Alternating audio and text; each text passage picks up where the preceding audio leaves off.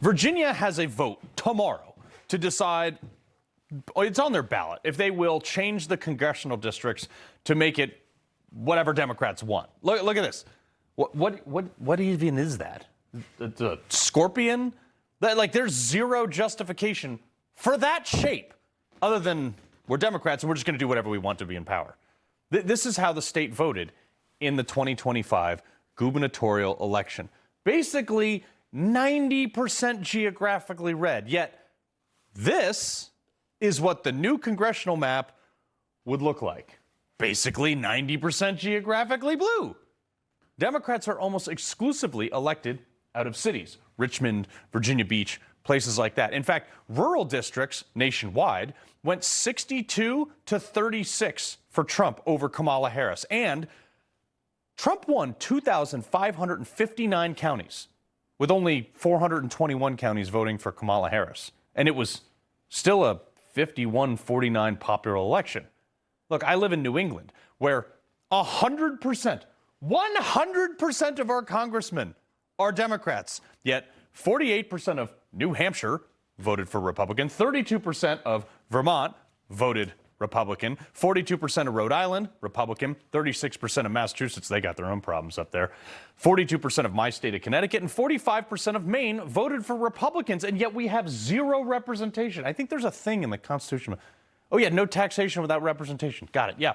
This is what Democrats want nationwide. Don't be fooled, folks. But Obama says, oh, don't worry, this is just temporary. By voting yes, you can push back against the Republicans trying to give themselves an unfair advantage in the midterms. By voting yes, you can take a temporary step to level the playing field. I mean, what does he have to do with this anyway? Doesn't he live in, like, Hawaii? Aren't he and Michelle busy, like, playing around with movie producers and stuff like that? Anyway, when has a government ever, and I'd put this to you, when has a government program ever been temporary? Never.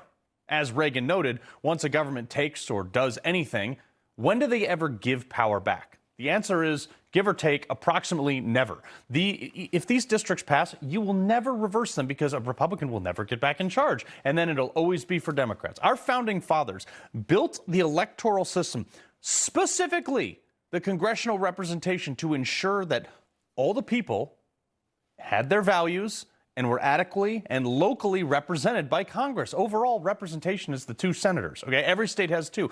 But Congress represents individual people. That's why they run every 2 years, too. But they're divided up to be in specific locales. But this is the problem. People like Maggie Goodlander, New Hampshire 2, which is this district right here, okay? She lived in Portsmouth, okay, which is in New Hampshire 1. Okay, then she got an apartment over in that side, and then eventually, after being called out enough to the point where she might have actually lost her seat, she then moved over into her actual district in Concord. Some of these people don't even live in their districts. Maxine Waters, perfect example. This guy, he ran on moving to his district and then refused to once he got elected. Case in point, folks, 213 Democrats in the House versus 217 Republicans. Basically a 50-50 thing. This is the map. It looks like one of these Verizon Can You Hear Me Now maps. Okay? It's all red. And yet it's a 50-50 proposition for representation in Washington. And Democrats want to have more of that.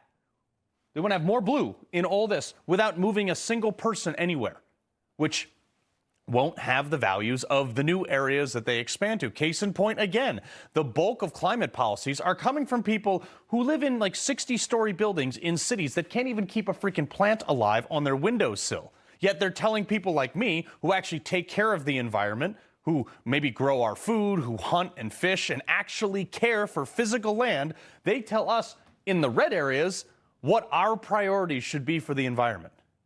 You could see why our founding fathers intended to have, like, representatives of, by, and for the people in the area that they represent.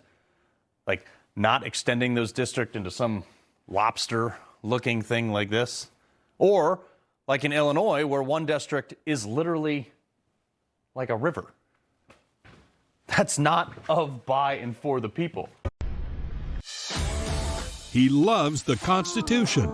He fights for what's right. He hates the bad guys. He's a freedom warrior. He's your freedom warrior. Watch Carl Higbie every weekday on Newsmax.